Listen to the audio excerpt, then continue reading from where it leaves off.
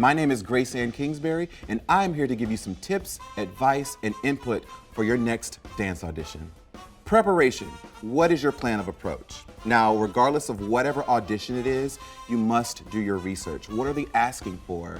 If it's an application or a breakdown, whatever information they're giving you on the audition, research. Establish that first impression early by showing you can follow directions clearly.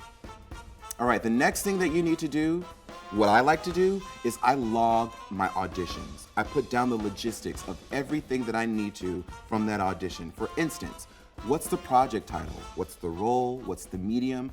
Who's casting it? Who's the choreographer? Who's the choreographer's assistant, perhaps? Where did you audition?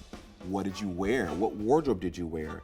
Write down any comments or any notes because we so rarely get feedback from our auditions. So I think it's really important to take a little bit of time to invest in what you did in your audition. And having a tool like a logbook, it gives you the opportunity to refer back to it, to see who you auditioned for. It gives you an opportunity to create a network of the people that you've auditioned for. So you can refer back and say, oh, I've auditioned for this person, or I've auditioned for that person. Use this as a tool book and a reference guide for you. It will help excel your auditions, I promise you. Now, visualization is a great and powerful tool to use the day or the night before your big audition. What I like to do is I like to lay in bed the night before and truly just visualize myself in the room, in the outfit that I want to wear, executing the choreography, having fun, feeling great. That imagination will carry you into the actual audition and you will excel.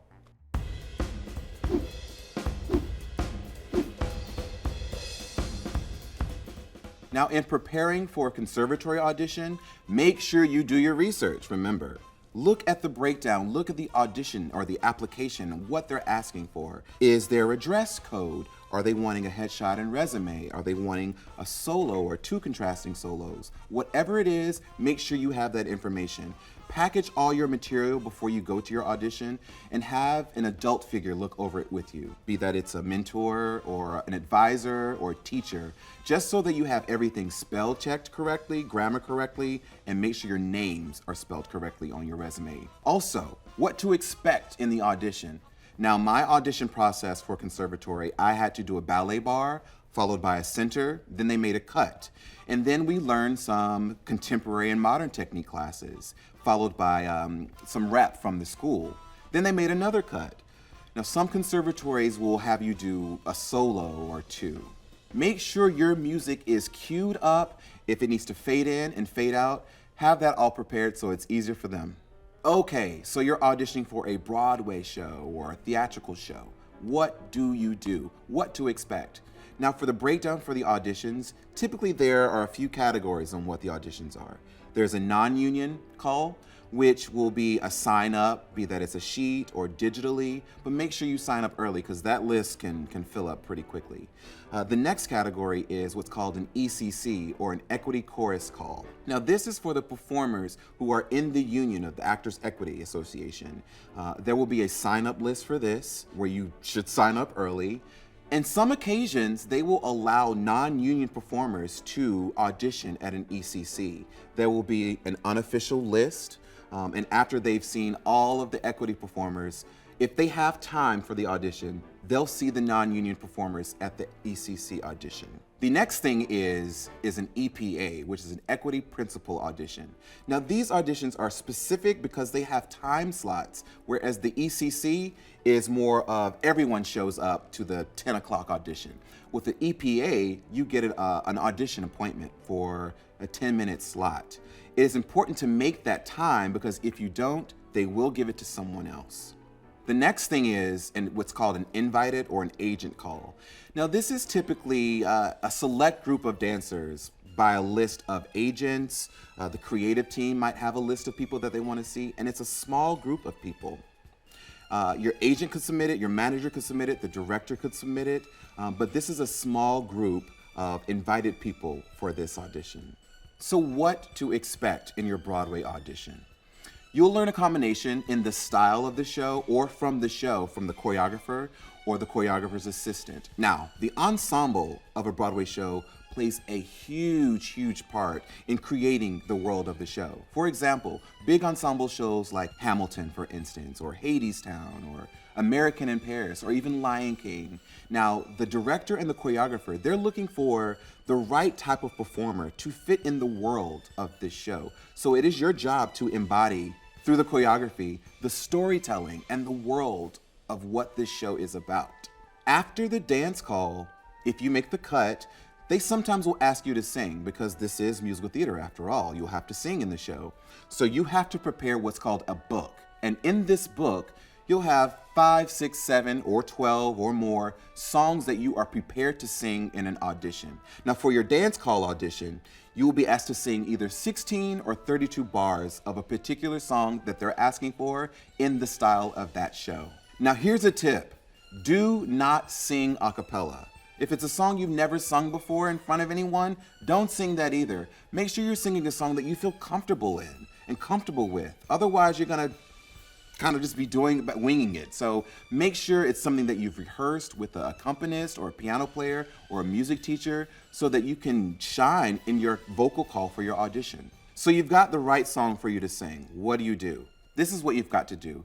You have your book. You take it over to the accompanist in the audition room. Make sure you position yourself so that you can see your accompanist and see the panelists that you're auditioning for. While you're talking to your accompanist, you're gonna cue him where to start in your song, where to stop in your song, and then you're gonna give them the tempo. Once you've done that, place yourself in the spot wherever you're gonna stand in the studio or in the space. Introduce your song. What's the title of the song? Who is it by? Or what show is it from? And then plant yourself and sing.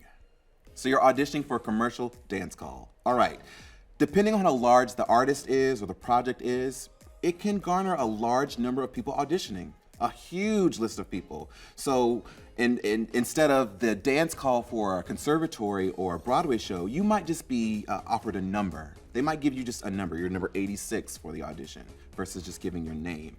And that's what's called a cattle call.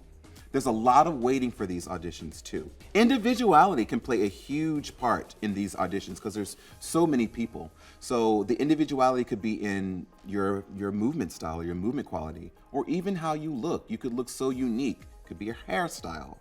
Speaking of how you look, dressing is a good thing and a big thing for commercial auditions. What you wear. It could be a crop top or a hoodie or some joggers. Whereas when you're auditioning for a conservatory or a Broadway show, you might have to wear something more formal or more structured, like a leotard or tights or something black and all black or pink tights. But with a commercial audition, you have more freedom in your self-expression and your style. So have fun with it. Okay, now what should you expect for these commercial dance auditions? Now, you might be taught something specifically for that artist or for that show, or the choreographer just might teach you something in the style of it. But you'll learn the combination, which is usually taught really fast. Then they'll break you down into groups of 3 or 4 so they can see you better with your number, or they might go through the order of the numbers. Oftentimes before you do the combination, in the music, it lends itself for improv, and they love to see that. They want to see your individuality, like I mentioned before. So in that time, before you start the combination, if they're playing the music, go ahead and improv a little bit. Show them your unique style. Also, that might lend itself after you do the combination. They might say, once you've done the dance, do 2/8 of improv. That's your moment to show off. They want to see how well you perform. They want to see how well you look on camera. They want to see if they can see you next to the artist. Do you compliment them? Are you as taller than them? Are you shorter than them?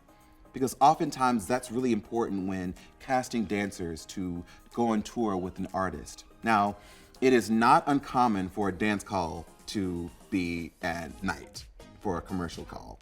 It is also not uncommon to have to sign an NDA because there might be a photographer or a videographer capturing the audition. It is not uncommon for the artist to also be in the audition or the final callback because they also have a say-so in who they want to work with. I hope these tips and advice are helpful for you for your auditions. It has been for me. But just remember, just because something works for one person doesn't mean that it'll automatically work for you. There are many paths to success. But remember, art and dance are subjective. So that means that everyone's not gonna like what you do or like you, but that should not and does not take away from who you are or what you have to offer in this world. Your job is to show up and shine in these auditions. They want you to do well. When you show up in an audition, they want you to succeed. And dealing with rejection, we all have to do it, even the best of us. But it is important to stay resilient in show business, figuratively and literally. You need that resiliency to get through the rejections and the no's. Sometimes getting a no is the best thing for me because it allows me to be better and learn from my mistakes or be better and do a better job on the choreography. So sometimes a no is a blessing. If you work from a place of intentionality and purpose, you will align to your unique gifts and talents, and you will shine when you go into these auditions because you're living in a purposed, more focused, intentional way.